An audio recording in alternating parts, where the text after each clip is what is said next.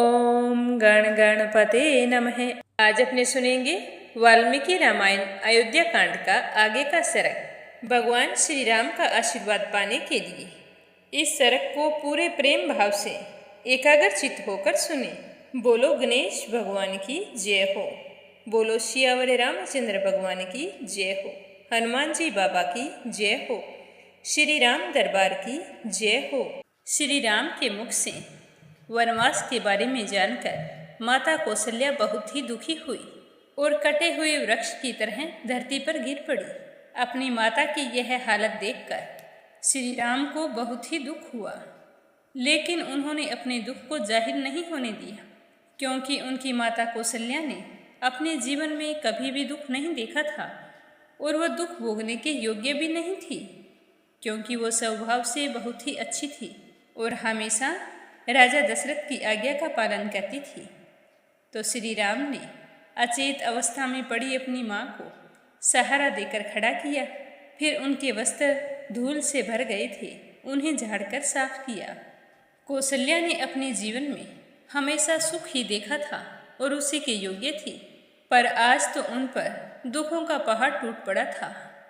उन्होंने लक्ष्मण के सुनते हुए अपने बेटे श्री राम से कहा कि मेरे प्यारे बेटे, इससे तो अच्छा होता कि तुम्हारा जन्म ही ना हुआ होता, तो मुझे एक ही दुख होता कि मेरे कोई औलाद नहीं है, तो मुझे सारी उम्र सुखी रहकर आज इतना भयंकर दुख उठाना नहीं पड़ता। इससे अच्छा तो मैं बांझ ही रह जाती, क्योंकि बांझ को तो एक ही दुख होता है, उसके मन में यही पीड़ा सताती रहती है कि मेरे कोई संतान नहीं है, इसके सिवा उसे कोई दूसरा दुख हो ही नहीं सकता। बेटा श्री राम, मैं अपने पति की ज्येष्ठ पत्नी थी, पर मुझे जो कल्याण या सुख प्राप्त होना चाहिए था वो मुझे कभी नहीं मिला। फिर भी मैंने कभी किसी से कोई शिकायत नहीं की। बस मैं तो यही सोचकर सुखी रहती थी कि मेरा बेटा श्री राम जब बड़ा होगा तो उसके राज्य में मैं सारा सुख देख लूँगी, और इसी आस को लेकर मैं जीती आई हूँ। बड़ी रानी होकर भी मुझे अपनी बातों से हृदय को विदीर्ण कर देने वाली छोटी सोतों के बहुत से अप्रिय वचन सुनने पड़ेंगे। स्त्रियों के लिए इससे बढ़कर महान दुख क्या हो सकता है। अतः मेरे शोक और विलाप का कभी कोई अंत नहीं होने वाला है। आज तक तुम मेरे पास रहते थे, तब भी मैंने अपने सोतों से अपमान सहा है। बेटा, तुम वनवास चले जाओगे तो मेरा क्या होगा? उस दशा में तो मुझे लगता है कि मेरा मरना ही ठीक होगा। ये अप्रिय वचन सुनने से पहले काश मुझको मौत आ गई होती। महाराज दशरथ की ओर से हमेशा ही मुझे अत्यंत तिरस्कार और कड़ी फटकार मिली है। कभी भी मुझे प्यार और सम्मान प्राप्त नहीं हुआ है। मैं कैकेयी की दासियों के बराबर, या यूं कहूँ कि उससे भी नीची समझी जाती थी। जो कोई मेरी सेवा में रहता या मेरा अनुसरण करता, वह भी कैकेयी को देखकर चुप हो जाता।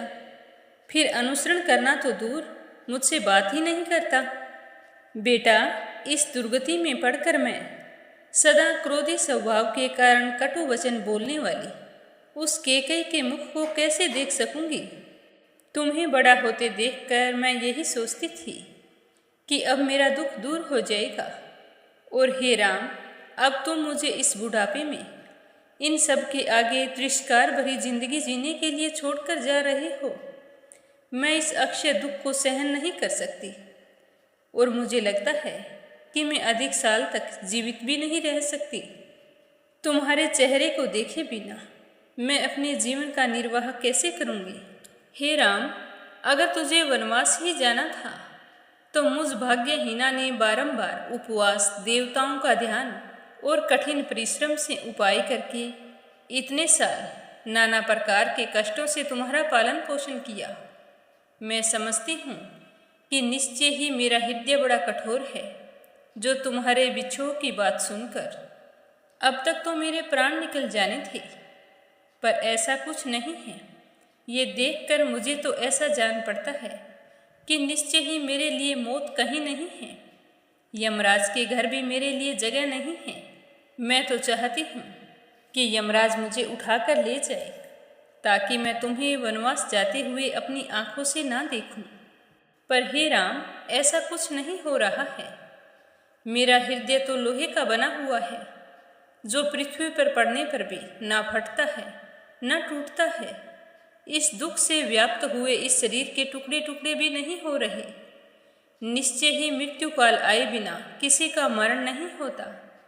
सबसे दुख की बात तो ये है कि पुत्र सुख के लिए मेरे द्वारा किए गए व्रत, दान और संयम सारे व्यर्थ हो गए। मैंने संतान के हित की कामना से जो तप किया था, वह भी उसर में बोए हुए बीज की भांति निष्फल हो गया। आज मैं बहुत ही दुखी हूँ और इस दुख से इतनी पीड़ित हूँ, फिर भी इच्छा के अनुसार मृत्यु नहीं पा सकती। मेरी तो तुम्हारे बिना वैसी ही हालत हो जाएगी जैसे बछड़े के बिना गाय की हो जाती है। मेरा तो हृदय यही कहता है कि मैं आज ही यमराज की सभा में चली जाऊं। चंद्रमा के समान मनोहर कांति वाले श्री राम, यदि मेरी मृत्यु नहीं होती है तो मैं तुम्हारे बिना यहाँ दुख भरी जिंदगी क्यों बिताऊं। बेटा, जैसे गौ दुर्बल होने पर भी अपने बछड़े से खूब प्रेम करती है और स्नेहवश उसके पीछे पीछे चली जाती है, ठीक उसी प्रकार मेरे प्यारे पुत्र, मैं भी तुम्हारे साथ वन को जाऊंगी। जो दुख मुझ पर आने वाला है उसे मैं सहन नहीं कर सकती। इस महान संकट का विचार करके सत्य के ध्यान में बंधे हुए अपने पुत्र श्री राम की ओर देखकर माता कौशल्या उस समय बहुत ही बुरी तरह से विलाप करने लगी। उसकी आंखों से आंसू बह रहे थे और वह इस भारी दुख से बुरी तरह से छटपटा रही थी। भगवान से मौत की भीख मांग रही थी। उस समय कौशल्या के समझ में कुछ नहीं आ रहा था कि ये सब क्या हो रहा है।